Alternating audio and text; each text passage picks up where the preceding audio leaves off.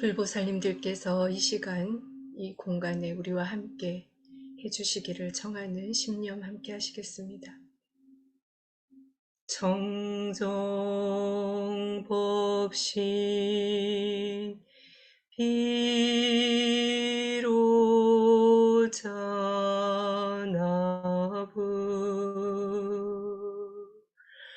원만보신 노사나부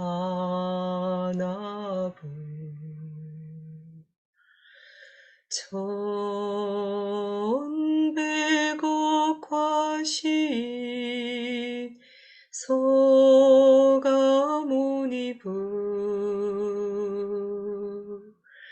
당내하생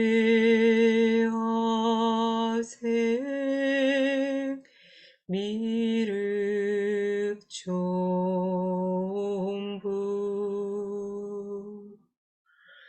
시방삼세 일체제부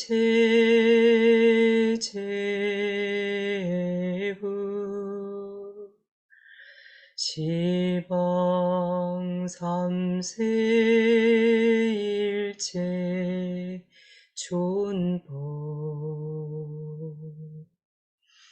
대지문수 사리보사 대행보현보사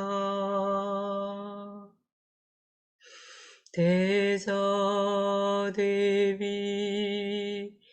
관세음보살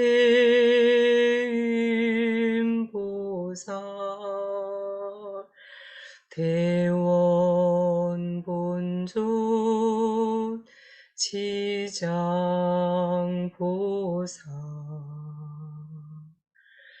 제존보살 마사 나무 아미타불 나무 아미타불 나무 아미타불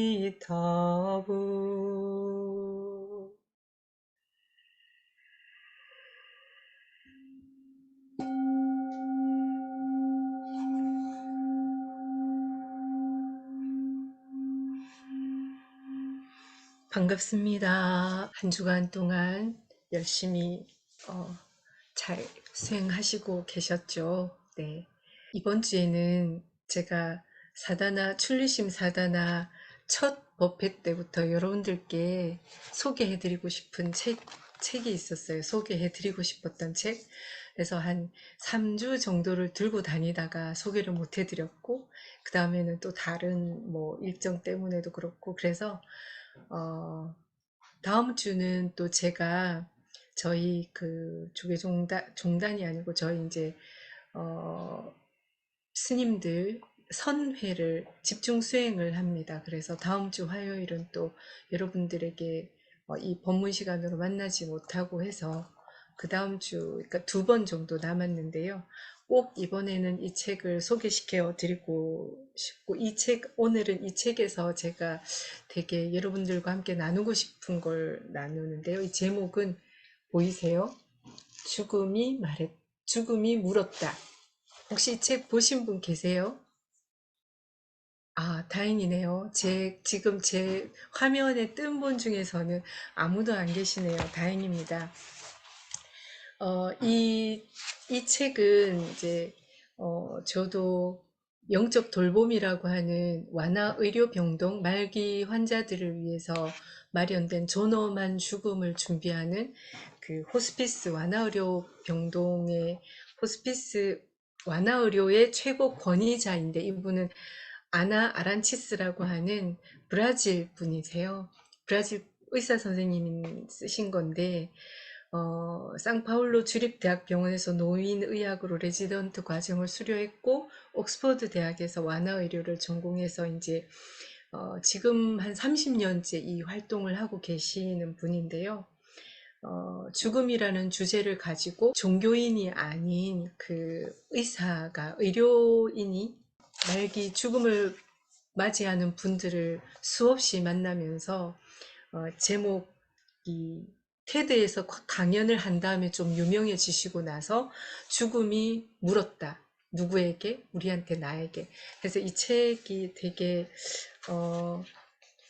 종교인이 죽음 앞에서 가질 수 있는 약간의 위험성, 뭐 이런 것까지 굉장히 상세하게 이렇게 적어 놨는데요. 오늘 나누고 싶은 부분은 제가 아침에 이제 뭐 톡에도 올리기도 했는데, 역시 이제 말기 환자들을 돌보았던 간호사 중에서 브로니 웨어라고 하는 분이 계셨는데, 그분은 말기 환자들 가정 방문을 하면서 인터뷰를 했어요. 인터뷰를 해서 책을 낸 게 있는데, 내가 원하는 삶을 살았더라면이라고 하는 책인데, 그 안에서 인터뷰를 하는 동안 많은 죽음을 앞둔 분들이 가장 많이 했던 단어가 뭐였을까요, 여러분? 뭐일 것 같아요? 마이크 켜고 말씀하셔도 돼요. 어떤 말을 가장, 이 책 제목에서도 알 수 있어요. 어떤 말을 가장 많이 했을까? 내가 후회, 원하는 삶을 살 걸. 후회가 맞아요. 후회라는 단어를 가장 많이 썼대요. 그래서 그분이 이제 그 책 안에서 내가 원하는 삶을 살았더라면이라고 하는 책을 썼으니까 어, 우리가 일주일 후에 또는 어떤 시한부 이제 선고를 받았다 또는 어떤 사고를 당해서 내가 지금 삶이라고 하는 것에서 죽음의 문턱에 가 있다. 얼마의 시간이 있을지 모른다. 이렇게 할 때, 가장 후회되는 게 뭔가 이런 5가지를 꼽았다고 해요. 첫 번째가 뭐일 것 같으세요? 이런 거예요. 어떤 것에 대해서 가장 많이 후회하는가를 봤더니, 어, 내가 나의 삶을 충실하게 살았는가? 그러니까 보통의 많은 사람들은 특히 착한 선한 의도를 가지고 선한 영향력을 미치려고 이렇게 헌신하고 열심히 살았던 분들 중에서 다른 사람들이 나에게 기대하는 삶을 사느냐고 애쓴다는 거죠.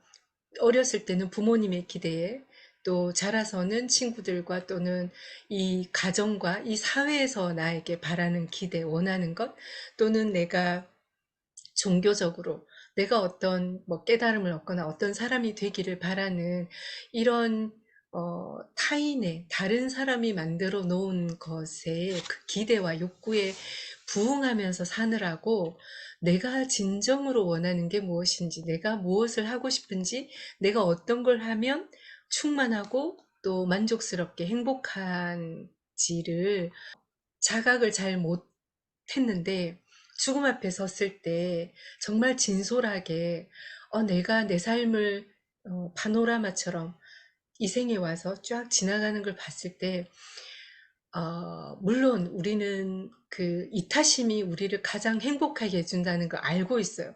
그래서 그런데 이타심으로 했던 모든 것들이 어쩌면 우리가 다른 사람에게 사랑받고 인정받기 위한, 그러니까 부모님으로부터 칭찬받기 위해서 어릴 때는 아주 부모님이 원하는 기대에 부응하는 삶을 살았고, 또 지금 와서는 우리가 권위를 부여한 어떤 사람, 스승님 또는 뭐 권위자, 뭐 가족들, 내 가까운 사람들의 기대 또는 인정, 그 인정 욕구라고 하는 이 끊을 수 없는 이것으로 나의 삶을 살고 있지는 않은가.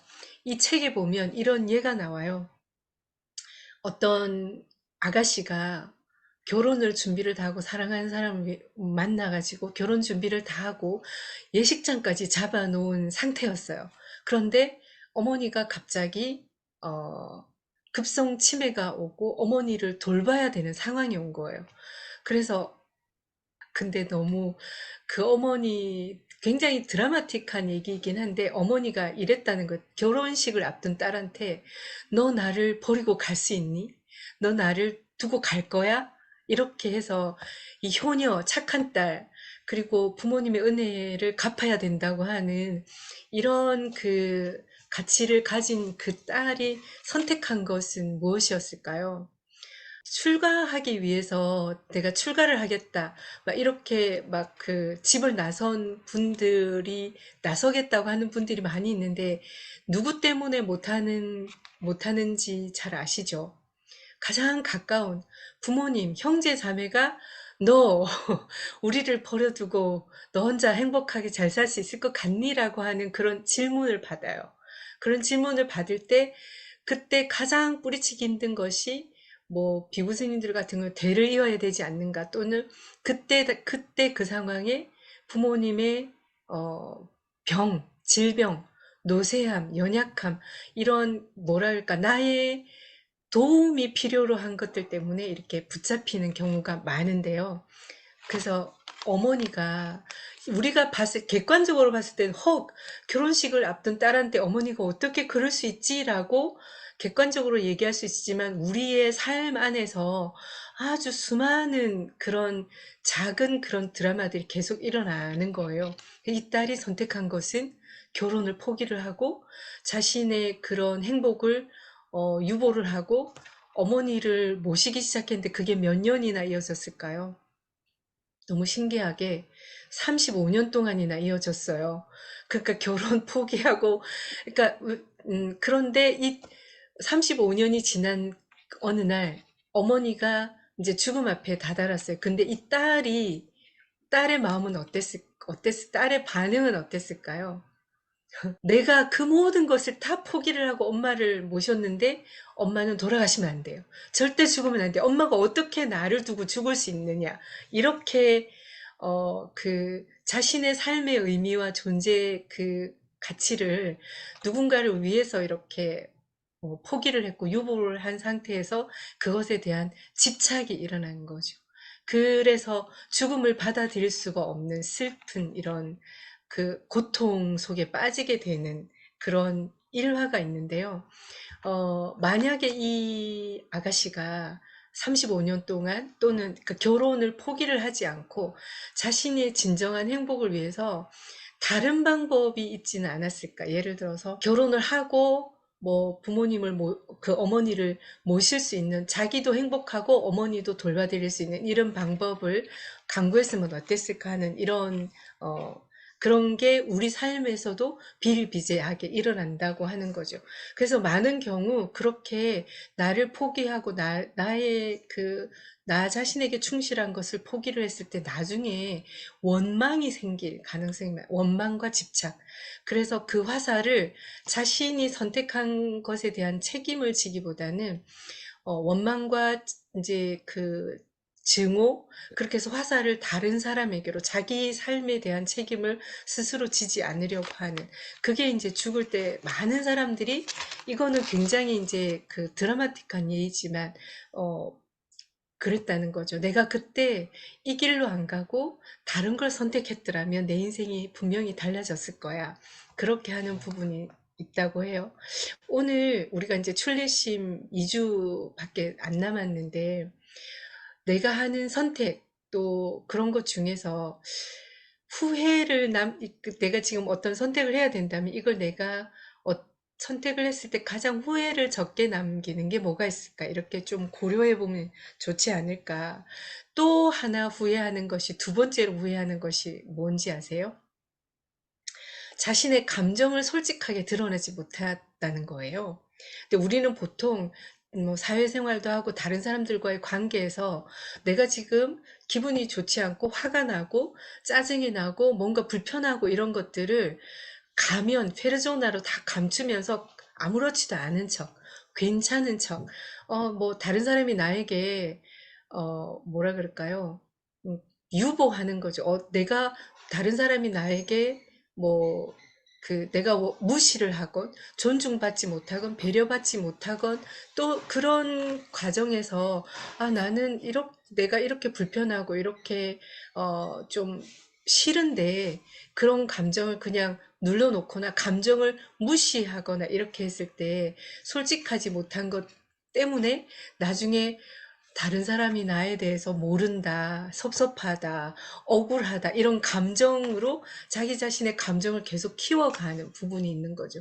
그래서 결국, 외롭거나 또는 관계 소통에서 늘 뭐라 그럴까, 손해만 보는 것 같은 이런 마음을 가지고 간다는 거예요. 그래서 특히나 좋은 감정, 이런 긍정적인 감정을 솔직하게 얘기하는 것도 굉장히 좋은 거지만 부정적인 것도 예를 들어서 제가 요번에 순례 때 그랬어요. 저 순례 때 많은 분들이 저가 지금 이렇게 아파요. 또는 이렇게 어떤 것이 불편해요. 이렇게 방을 쓰는 것이 어려워요라고 이렇게 말을 했을 때 그런 불편함을 직면하거나 얘기했을 때 잠시는 불편하지만 우리는 모두 지혜와 자비가 다 있는 본성이 있거든요. 그래서 어떻게 하면 좀 더 나은 방법, 좀 더 편안하고 좋게 할 수 있는지를 서로 이타적으로 서로 그러니까 자기는 자기도 모르게 다른 사람을 불편하게 할 수 있는 위치에 가거나 그럴 수 있는데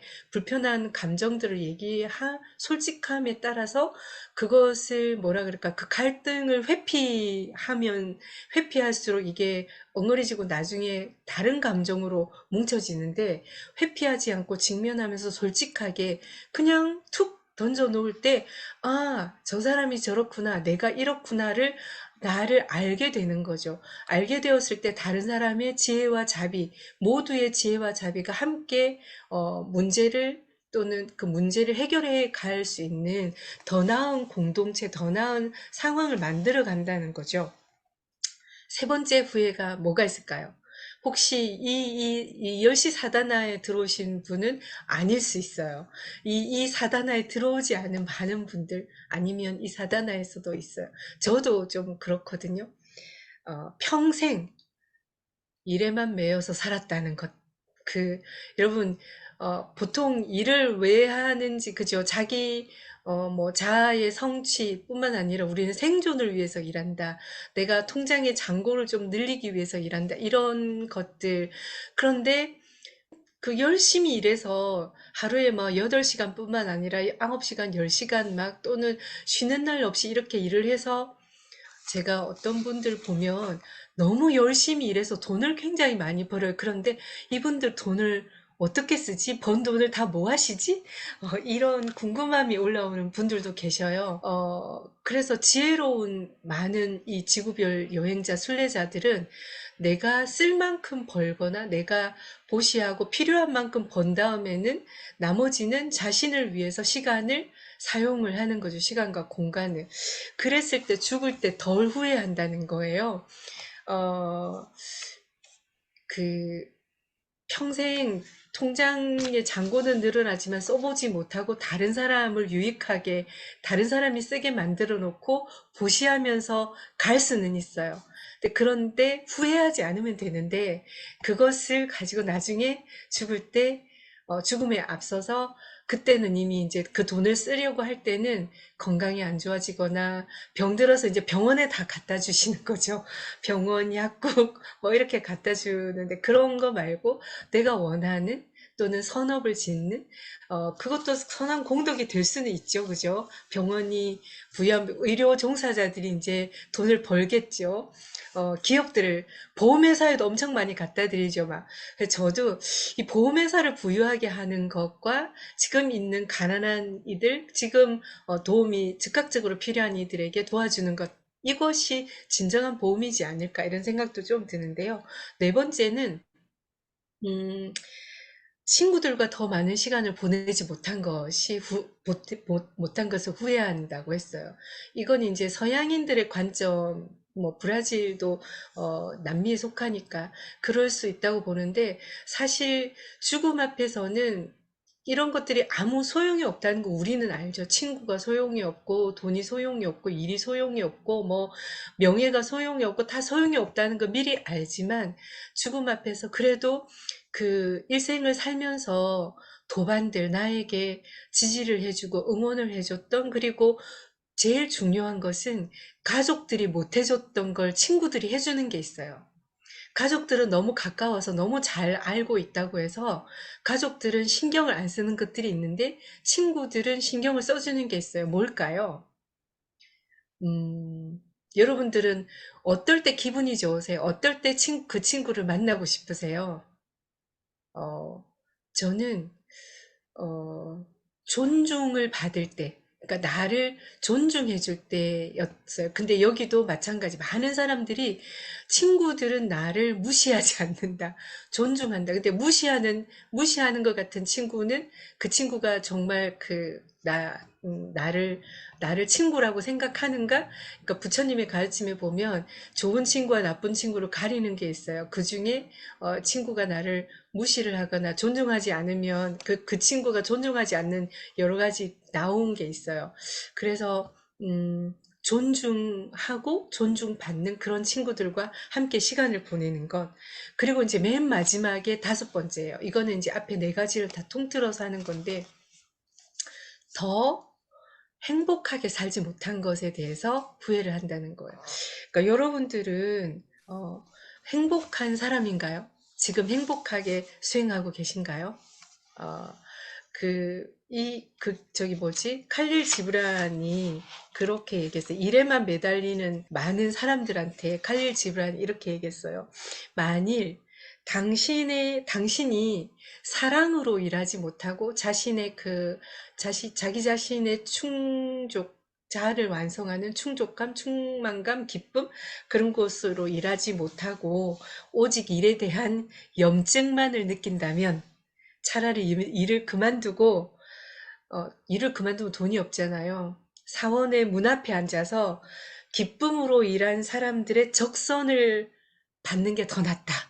지브란이 이렇게 얘기를 했어요. 칼릴 지브란 되게 제가 아주 좋아하는, 존경하는 철학자인데 너무 그분이 뭐 한 얘기는 너무 맞는 얘기들이 많아서 그래서 차라리 구걸하는 게 더 낫다. 기쁨으로 일하지 않고 사랑으로 일하지 않으면 마찬가지로 기쁨과 사랑으로 친구들을 만나지 않으면 그 기쁨과 사랑, 존중으로 만나는 친구들을 만나는 것 그런 것들이 다 그 행복한 삶을 위한 조건이라고 하는 부분인데요. 죽음 앞에서 뭐라 그럴까? 어떤 관계를 맺었는가? 내가 진정으로 나 자신과 행복한 관계를 맺고 살았는가?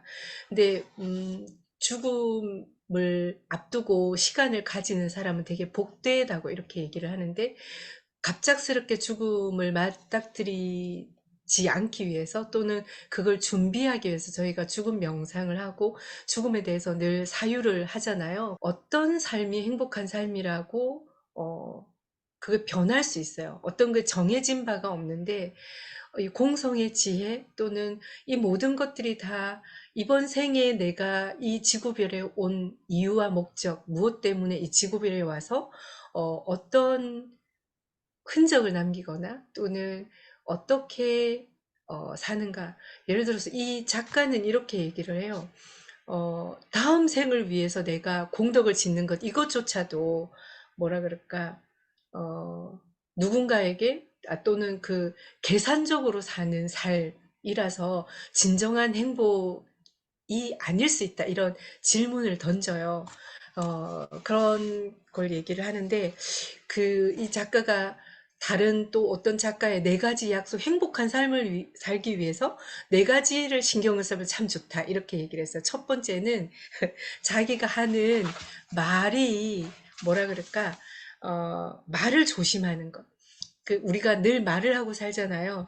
그래서 이 한마디 말 때문에 원수가 되거나 또는 사람들이 뭐 떨어져 나가거나 이런 게 많은데 말을 조심하는 것. 두 번째는 속단하지 않는 거예요. 어떤 것도 누군가의 무슨 말이나 또는 표정이나 행동이나 이런 것들 봤을 때 자기 것으로 이게 세 번째 거하고 연결이 되는데 세 번째는 자기 중심적으로 보지 말라고 하거든요. 모든 것 그냥 있는 그대로 그냥 어떤 나의 어떤 필터를 강하게 작동시키지 말고 있는 그대로 그냥 보이는 대로뿐만 아니라 보이는 대로 있지 않다는 걸 알면서 지혜롭게 그냥 나타난 현상을 좋다 싫다 맞다 틀리다를 구분하지 않고 속단하지 않고 그냥 자기 중심이라고 하는 나라고 하는 걸 내려놓고 보는 것. 마지막으로는 늘 최선을 다하는 것. 근데 이 최선을 다한다는 것 자체가 제가 새로운 그 그걸 받은 게 있는데요. 최선을 다한다는 게 자신이 어떤 상태인지를 살피는 것이 최선을 다한다는 것의 시작이라는 거예요. 내가 할 수 있는 것은 요만큼인데 우리는 최선을 다하기 위해서 뱁새가 황새를 따라가려다가 가랑이 찢어지는 이런 거, 그게 자기 자신을 너무 가혹하게 하는 거죠. 그래서 자신에 대한 기대를 너무 높게 하지 않고 자신을 스스로 살피는 것이 최선을 다하는 거. 그래서 상태가 좀 안 좋으면 좀 문을 닫아 걸고 지금은 괜찮지 않다. 그래서 그런 표지판을 내걸고 나 좀 쉬겠어요. 나 좀 지금은 말을 하지 않아도 말을 하지 않겠어요. 라고 이렇게 자신을 돌보는 것에 먼저 이렇게 두라고 해요.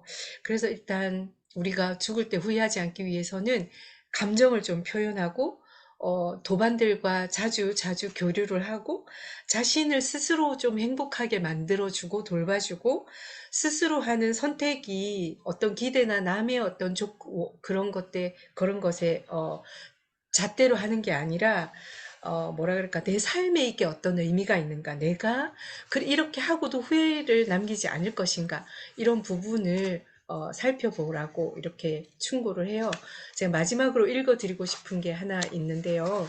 타고르가 어, 타고르가 죽기 전에 우리한테 했던 말인데 여기에 나와 있어요. 눈을 감고 한번 들어보실게요. 이제 나는 떠나야 하네. 나의 형제들이여 작별 인사를 해주게. 나 그대들 모두에게 절하고 길을 떠나네. 내 문의 열쇠를 돌려주겠네. 내 집에 관한 모든 권리를 포기하겠네. 내가 그대들에게 청하는 건 따뜻한 작별의 말뿐. 우리는 오랜 세월 이웃으로 살아왔으나 나는 준 것보다 받은 게 많네. 이제 동이 트고 나의 어두운 자리를 밝히던 등불이 꺼졌네. 나는 부름을 받았고 여행을 떠날 준비가 되었네. 타고르. 네, 우리도 여행을 떠날 준비, 네, 오늘 후회 없는 그런 시간을 가지기를 간청하고요.